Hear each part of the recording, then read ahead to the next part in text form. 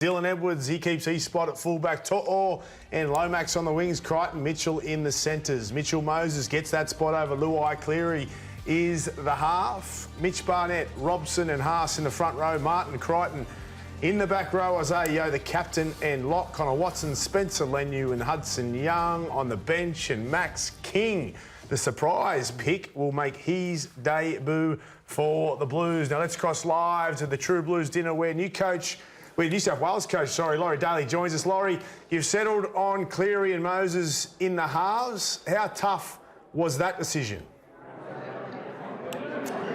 Yeah, obviously it's a big decision when you leave out a guy like Jerome Luai.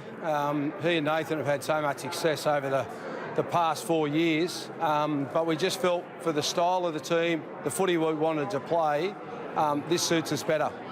Cleary is a dominant left side player. So now with Moses, do you think he can be dominant on the left-hand side? No doubt at all, Braith. I think that there might even be a few surprises on the night. I think Nathan Cleary's played some of his best football on the left edge. You just never know what might happen on the night. They might pop up on different sides of the field. Hey, Laurie, it's Gordy here, mate. What's it like walking in to New South Wales again, and what's the difference between walking in as a coach and a player? Hey, Gordy. Gordy, you just get that same excitement, that same buzz. It's an adrenaline rush. You just can't get enough of it, and that's what you miss when you finish playing, just to be around when the big games are on. It's funny because as a coach, obviously, you prepare and you do as much work as you possibly can for the players to get it right on the night. But as a player, you know you can do something about the result when you're out on the field. But that's the roller coaster we ride as a coach, and no doubt I'll be riding that roller coaster on Wednesday night. Hey, Loz, it's Buzz. Latrell obviously picked himself for that game 2 weeks ago, a magnificent game for South. Tell me what he brings to that rugby league team outside of the ability that we see. They tell me he's very, very special to have in camp. Yeah, how would I describe it? He's got a presence. Like when people walk into a room, he has a presence about him. And there's guys in the game that are very good players and great players, but they just don't have that same wow factor. And Latrell's got that. And we know he's a big game player. We know he thrives and loves the big moment. And that's what he'll bring to our group. Hey, Laurie, Brent Reid here, mate. There are a couple of injury concerns around Steve Crichton with that groin and Payne Haas. Obviously, he didn't come into Canberra till late, the Savo, with that quad problem. Can you give us an update on those two guys? And how long will you give Payne Haas to prove his fitness? Yeah, obviously Steve is in a lot better shape than we thought he was, so he'll probably train later in the week. But we've got no doubt on Critter. We think that he'll be right. In fact, he will be right. Payno, obviously the scan came back as good a scan as you could get. There is a strain there in his quad. But we're prepared to give him as long as he needs. If we think he can make the game, then we'll give him enough time. Hey, Loz, I want to ask you about a guy who's not there, Terrell May. The punters I've been talking to are surprised that he has not even made the extended bench. And look, I don't want to put you in a difficult position. Did it have anything to do with the social media post last week that got a bit of publicity, or was it strictly a form thing? What happened there?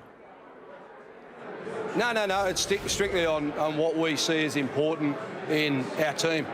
And I think Max King, if you focus really on Max King, if you watch your footy, you see some of the things that he does is very, very special.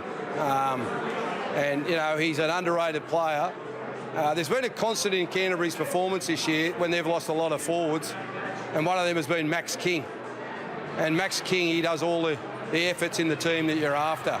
So Terrell's a wonderful player, but we couldn't find a spot for everyone. But we just thought that Max was knocking too hard on the door and he had to be included. Laurie, Buzz asked you about Latrell before. Now, Latrell's not talking at the moment. He didn't talk in camp today. Spencer Leniu didn't talk either in camp today. Is the plan to keep those guys away from the media this week, or will they speak at some point during this camp, do you think? I don't think they will. I think that obviously, they want to focus in on their football, and I think we all know the storylines that people want to bring up. So there's no reason to inflame any situation that these guys might find themselves in. So it's better off to just keep them away, let them focus on their football, and hopefully they play well Wednesday week. Loz, you've gone with Isaiah Yeo as the captain. You had a number of candidates that could have easily have stepped up. Why did you land on Yeo? I think it was an easy choice, Braith. I think Isaiah has led Penrith to the last 4 premierships, captained Australia superbly last year. And when I spoke to Mal about his leadership qualities, Mal was glowing in his appraisal. So, he just was, for me, the standout guy once we announced the 17. And he's a guy that's got total respect off the playing group, which is important. And when he speaks, everyone listens. So at the end of the day, we're lucky that we've got a number of club captains in our team, which is always good because they'll form part of the leadership group. But Isaiah is a special human being, and I think he just fits into that role nicely. Hey, Laurie, today you spoke about in the coaches' meeting, you spoke about Robert Tuia. He's a young kid. He's only played 10 NRL games. What do you know about him? Oh, I know he's a very good player, and the Roosters have got a high opinion of him, Gordy. Matty King, who's an assistant, spoke to me about him today and said one thing we won't be doing is underestimating him. He's a guy that they believed would have been in first grade had it not been through injury over the last year or two.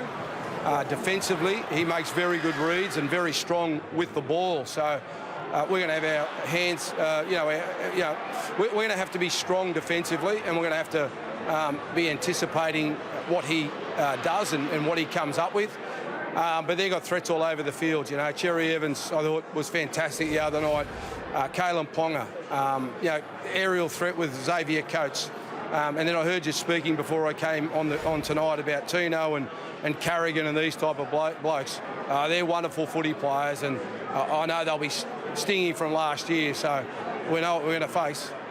Laurie, speaking of centres, you left a pretty good one on the sidelines. Tommy Trbojevic, how hard was it to make that call to leave him out of this team? Yeah, look, Tom's a favourite of mine.